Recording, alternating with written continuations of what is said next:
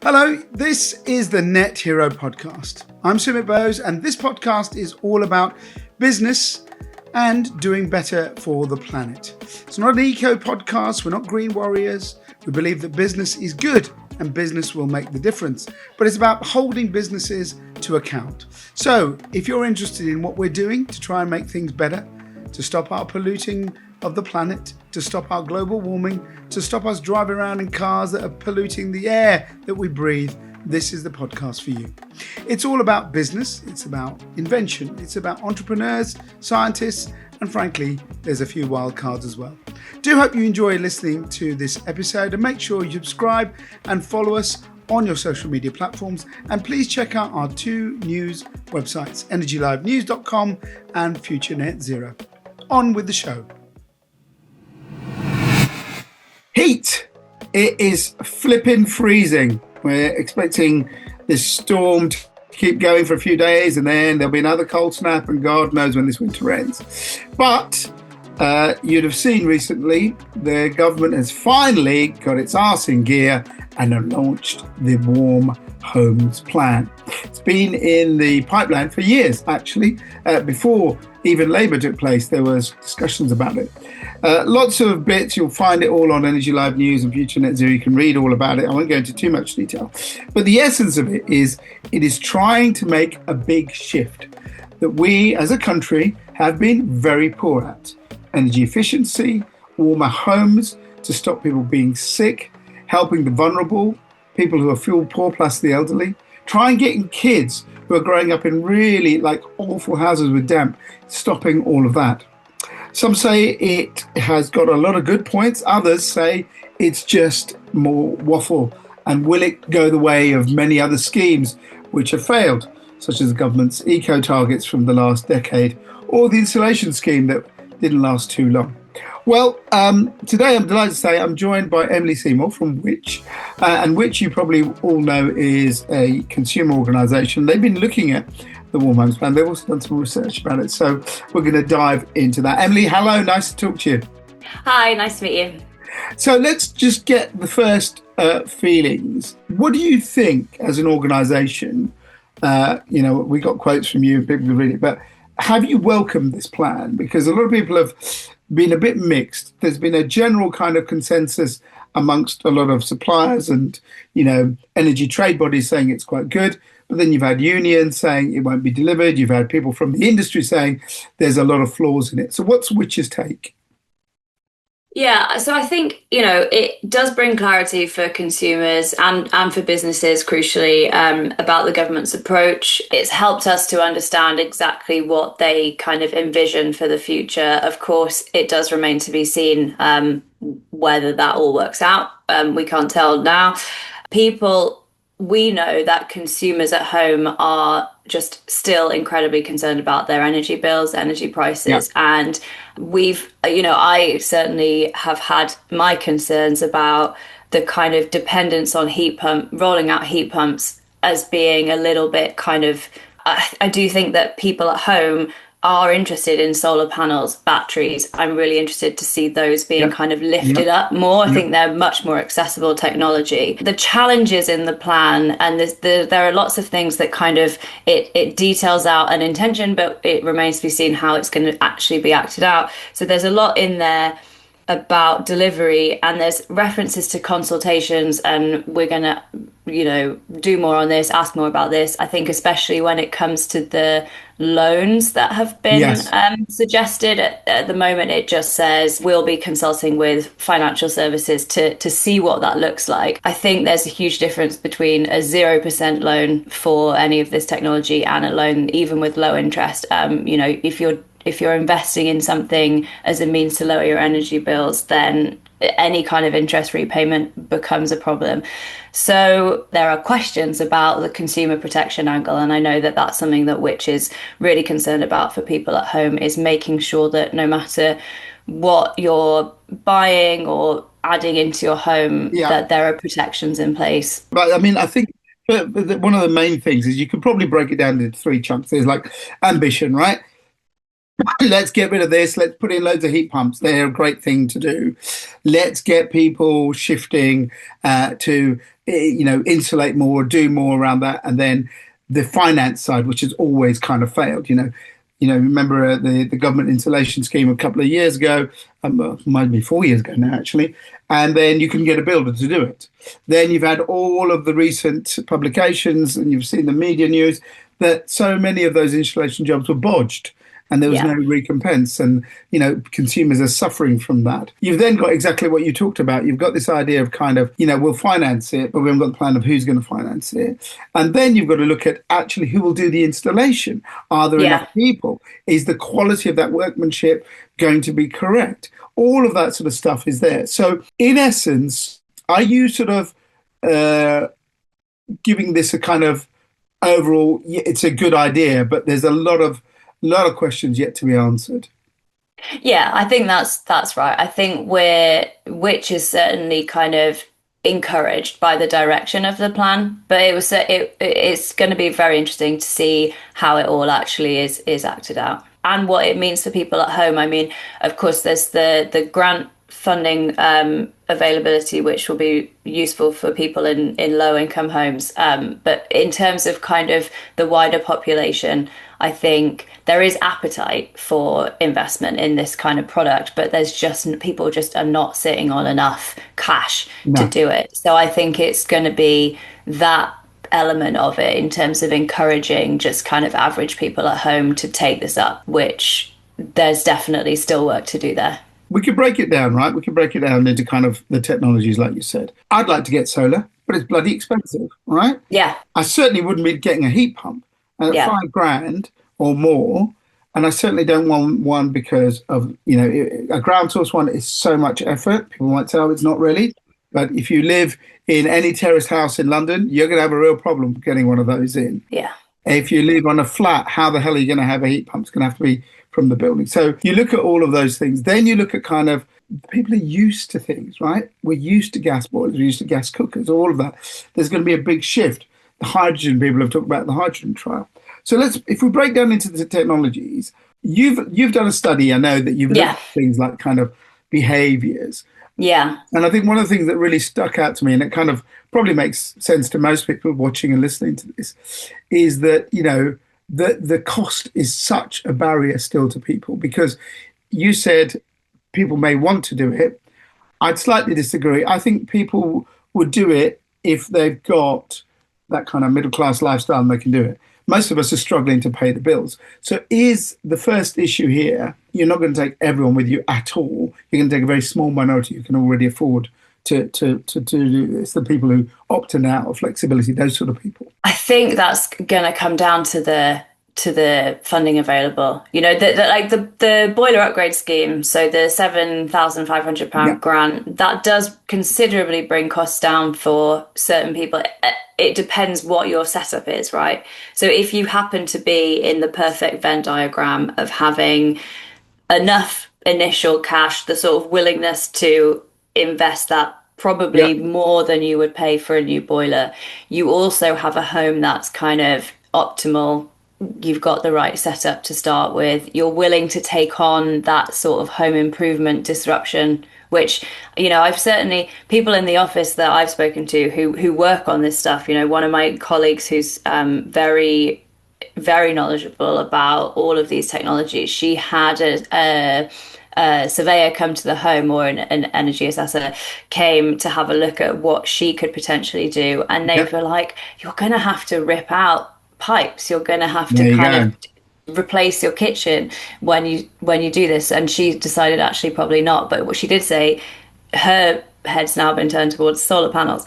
So I think the thing about bringing along a small amount of people and leaving the rest behind, I think that comes down to putting all of your eggs into one basket. I think to bring the maximum amount of people with you, you need more options, you need different routes in. There might be some people who are, never going to have a heat pump, but they might be interested in solar if the financial situation is correct for them, and, so on and so forth. Do you think the heat pump thing is, they're flogging something that isn't practical for most people? I don't know that it's not practical for me. Like I know, I think there are absolutely circumstances where they are a great technology and that they work really well. And actually, something that I've learned from a lot of the kind of case studies that we've done, a lot of the surveys we've done, is like once people have them in their home, so you've got past the point of being assessed, your home's in a good setup, you've had one installed. A lot of people are incredibly enthusiastic about them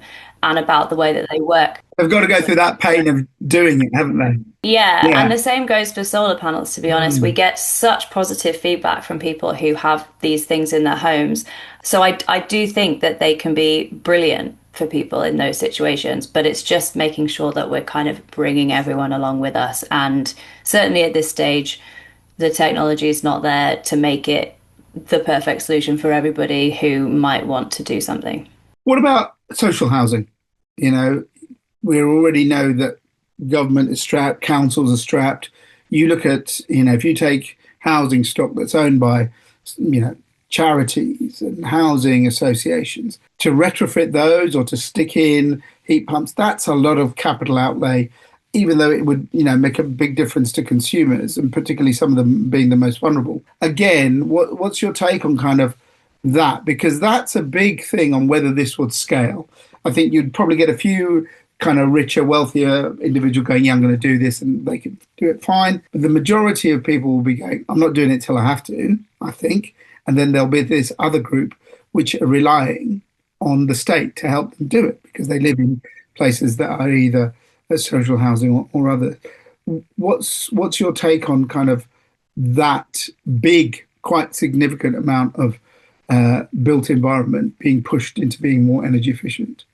I think ultimately for the tenants in those homes, the people who are actually living there, it comes down to how much are their energy bills? How much are they paying every month? How warm is their home? How cozy is it? I think the crucial thing from my side is just making sure that people are living in comfortable environments and that their bills aren't completely impossible to pay. So the more that can be done to help them along that road, I guess the better. Of course, as you said, the challenge then is the cost and the inconvenience and the funding. Where does that money come from? Yeah, I think there's certainly lots of questions to ask about where the money will come from. You've done, like I said, you did a survey, you looked at people, and one of the things that you've targeted is behaviour, right? Yeah. You say a line in this report, which is quite funny, which is, I think it's very true. I wouldn't say like, I think you got, Which reports aren't often funny. I think 99% of us will not bother thinking about our boiler till it goes wrong, Yeah. right? We don't Yeah, even yeah, think yeah. about it until it goes wrong. So you found that, 60% who've got a boiler, I think you said over 8 years, have no plans to replace that boiler. Because why would they? Yeah, I mean, if I could go back to sort of the beginning of this project was Yeah, that we were looking at, we were kind of, as which we want to be there to help consumers who are making yeah, choices about products yeah. that they buy. So heat pumps, we can see, is falling into that category. It's a new territory. People have no idea what they're buying. It's a lot of money that you're spending. So it's something Mhm. that we were really keen to make sure we were involved, we were helping people with.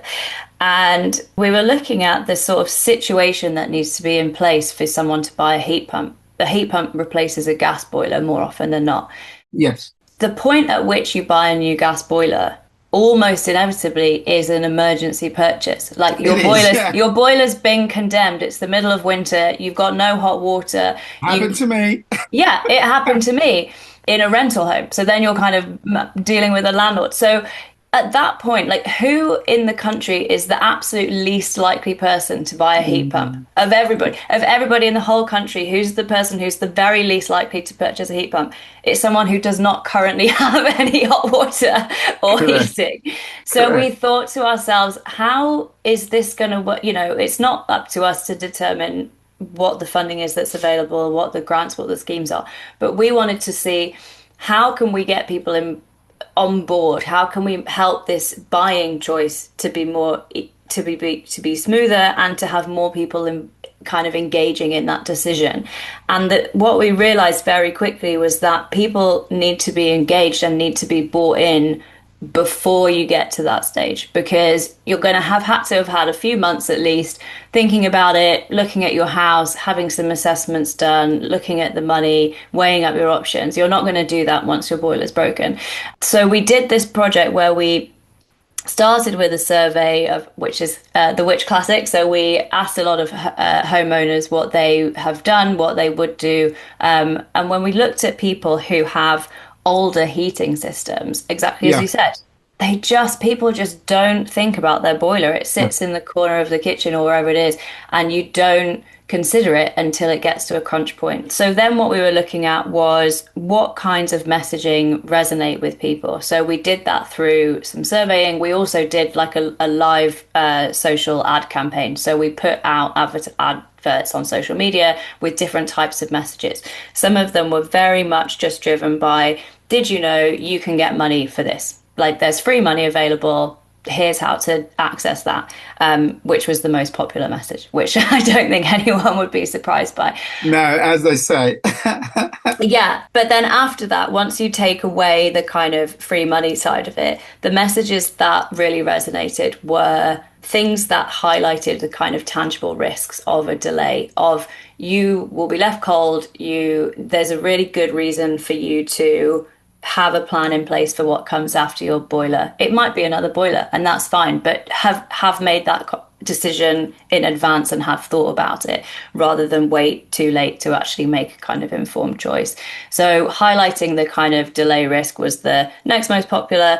Framing planning as a kind of manageable step. I think it's something that people don't want to do because it's just not a good, you don't want to spend your weekend thinking about your boiler plan. People know that they're going to be very expensive. Yeah. And it's not very glamorous when it comes to home improvements, but kind of making sure that people feel supported and that there's a kind of simple step process is really helpful.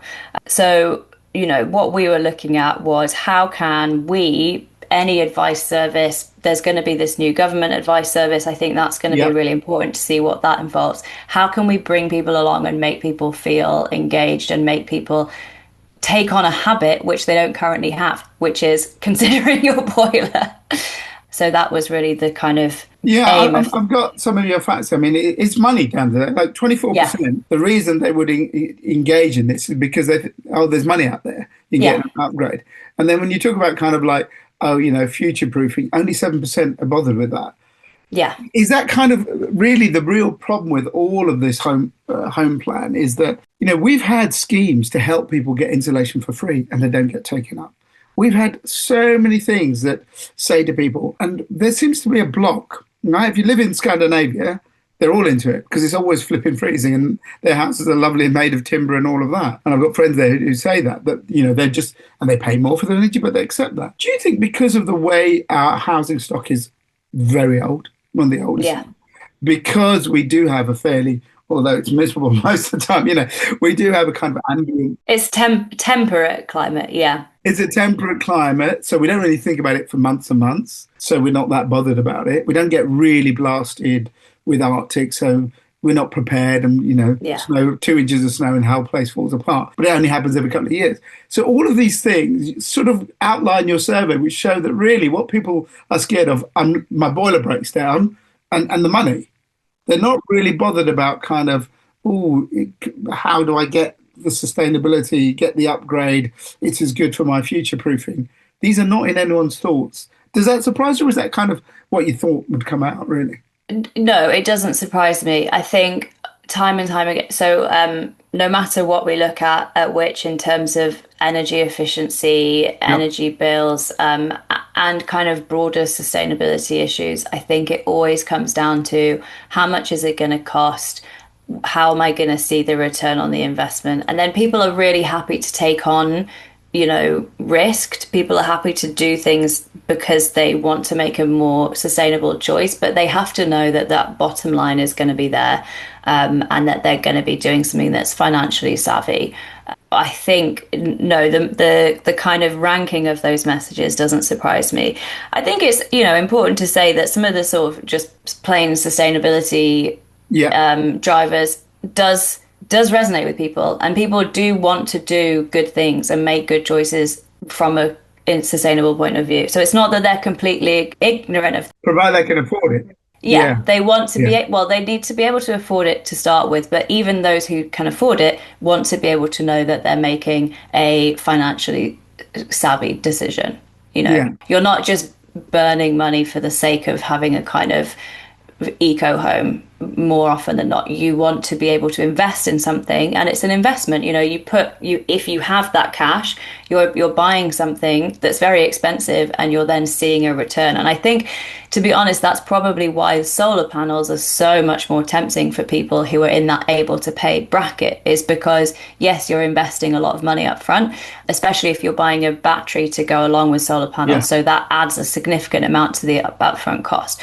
But you know that it's a much quicker return on investment, and it's a much more kind of visible return on investment. I think people love to be able to see, you know, you get your app and you can see the energy coming in, and you can see how much electricity you're generating yourself. And there's because electricity is currently, this is a tangent, I suppose, but because electricity is so much more expensive than gas, I Of think course. anything that you can do, and I do feel that that's really at the heart of some of the key problems about focusing so much on electrification of heat, where you're switching from a gas supply to an electricity supply, is that you're bringing in this enormous cost difference between electricity. Enormous. Absolutely. My electricity bills are huge compared to gas bills. Yeah.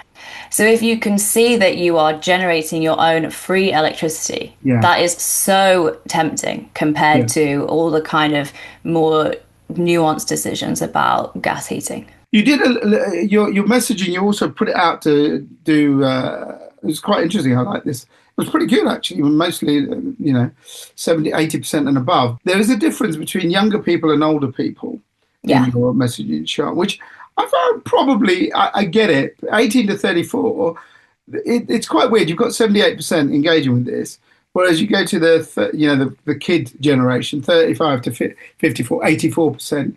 And then people who are older, 88%. But is that mainly that drop? Even though you'd think young people are more environmentally and sustainably conscious, the truth is they live in rented places. They're not looking to get a place. It don't really bother them. It's up to their landlord. I think that certainly plays into it. A lot of the feedback we've had from people over the years about asking about these kinds of decisions is, again, people are doing them as an investment. If you are a renter, or even if you're a homeowner, but you've just bought a home that you are not going to live in forever, you're in Yeah. a small flat, you Yep. might Yep. be having kids down the line, so you know that you're not going to be living there forever, then why would you do this Why stuff? bother? And unless you think you're going to be adding value to your property when it comes to sell. So I think the people who are in the prime position to take on some of these jobs are, you're in that kind of 40 to 50 to 60. You know that the home that you're in you're settled. That's where you're going to be for a long time. You've got some upfront cash. Maybe you're starting to kind of think about releasing lump sums. You've paid off your mortgage perhaps. Yeah. So there is a bracket of people for whom it's a much more sensible decision, I think, in their minds. If you look at this, and this is an interesting point you raised there, I think a lot of people might, and I agree with a lot of your findings there. I think that they're spot on because it makes sense. Because when I was younger, I wouldn't give a damn. I just moved every 6 months anyway, so who Yeah. cares what happens to it? And then when I got my first flat before I had kids, well, yeah, I wasn't going to stay that long. I stayed up 3 years. But one thing that we haven't quite got yet, and we don't know, is the market. And the market for, as you just said, if I spend thousands on a solar and battery system, when I sell my house, will that add some value? Yeah. Is that adding value? Yeah, Yeah. and that is the thing. Because otherwise people go, well, if it's not really going to, if I paid 25 grand, but it's going to add like 5 grand to the value, why bother doing it? Yeah. I mean, there's also a conversation, isn't there, about taking on a loan.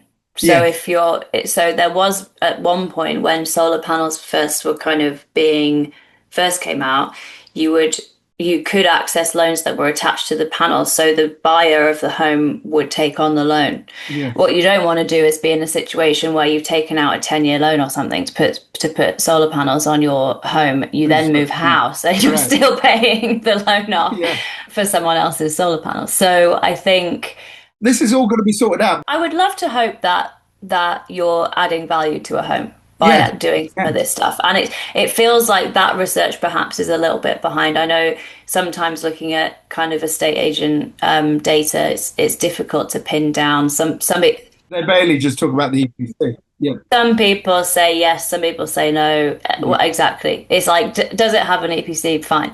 But ultimately, I don't know. There must be a certain type of buyer who thinks, yes, this is a brilliant setup. I'm going to invest in this compared to their next door neighbours. And actually, if you look at someone's energy bills, you can imagine a scenario, maybe not right now, but down the line, where you're weighing up a couple of different properties that you might like to make an offer on. One of them, you can see that their energy bills are 50 quid a month. Someone that a similar size and style of property has energy bills of £300 or £400 a month, then that's tempting, right? So I don't know.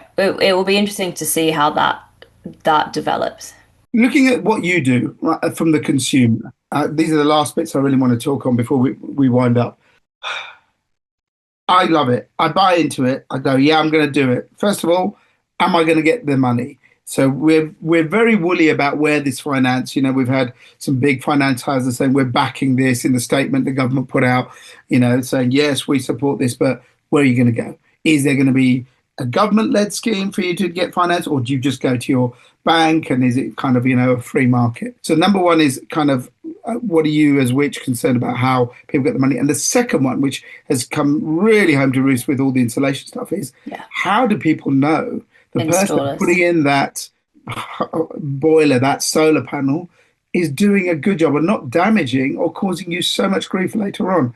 So those two areas for the consumer will be very important. What do you want to see clarity on those two areas? I think, those consumer protections, installation schemes, certification, competent persons. I think the Warm Homes Plan certainly set out consultations about addressing some of these problems. So it's not that they don't know about them. Of course they do. And I think the failings of the eco scheme have very much informed what's now happening for the Warm Homes Plan.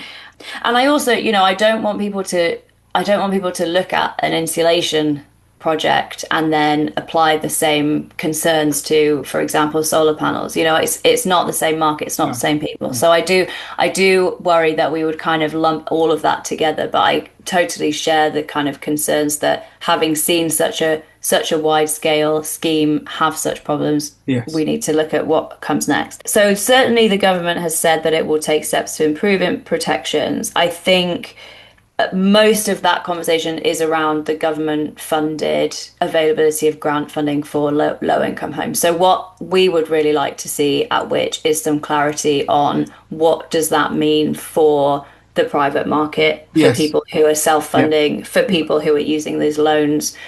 Is it that all installers are going to all have to comply with the same rules, or is it kind of more of an open market for self-funding? So I think that will be really important to get to. And also just the availability of installers. As you said earlier, we're asking people to do projects, but who's going to do them? Who's going to bring them? Where are all the materials coming from? Who are all the kind of well-trained? It's a really difficult market to actually find someone who really knows their stuff. There's a lot of cowboys out there, a lot. That's the thing, and the more that we can get people trained up to be really expert in this field, and it is an expertise, like there has to be like an understanding of how the physics is working, how the science works, how it all connects together. So you could have a survey of your house, see how much sun you're getting, where's the right place to put it, all of these things, not just someone that goes, I'll put them up there, don't worry about it.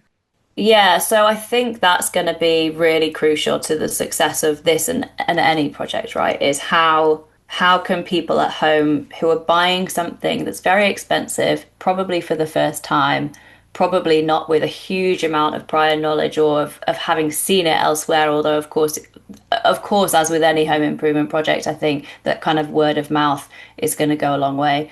But how can people feel supported, feel that they will get redress if there's a problem, feel that there are all the right kind of certifications in place to make sure that they're not accidentally buying into a kind of nightmare cowboy situation. What are you going to do now? What is Which going to do? Are you going to continue to lobby government? You say in your report you want to talk about kind of what support will be there, look at the messaging, providing information. Generally, government schemes are very poor at this. So what is your next steps? What do you guys want to see? I think much better information and advice for people that's impartial. Of course, I would say that. We do have some. Of course you would. We've got lots of that if you need it. I think, yeah, it's making sure that people have access to really good buying, clear, understandable buying information about realistically what's going to be best for your home. I think that regular comms thing, right? So making sure that people are engaged, as we've said at the top, like people don't think about their boilers. They don't really think about their heating system or their energy. You might think, oh, my home's a bit cold and drafty. If your boiler breaks, you'll think about it. But it's kind of engaging that regular comms, having that habit forming stuff come in so that people are thinking about it more, which is almost an impossible ask, to be honest. But, that is there. The accessibility of information and advice, focusing messaging on what actually matters to people. So I think rather than just trying to sort of hope that everybody comes along on board. It's good for you. It's good for the planet. Yeah. Yeah, and it's the same with any kind of public service messaging, right? You have to meet people where they are. You have to understand what people's motivations are and kind of get on board with those.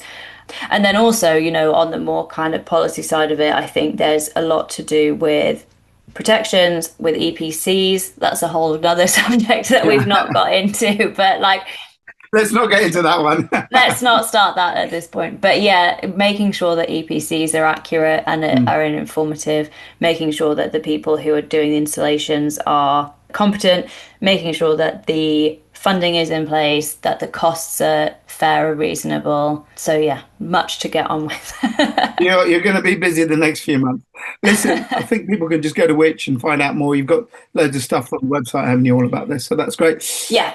Emily, thank you so much for coming on, dissecting all of this. We'll put a link to the report as well, because I think it's quite an interesting one for people to have a read. But keep doing the good stuff. Keep asking the questions.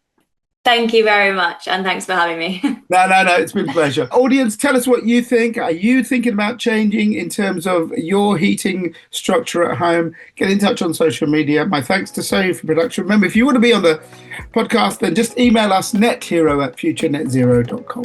See you next time. You've just heard the Net Hero podcast from FutureNetZero.com. Join us as we help you find ways to cut your carbon footprint as we head towards net zero. Subscribe and follow us on social media. FutureNetZero.com. Better business, better planet.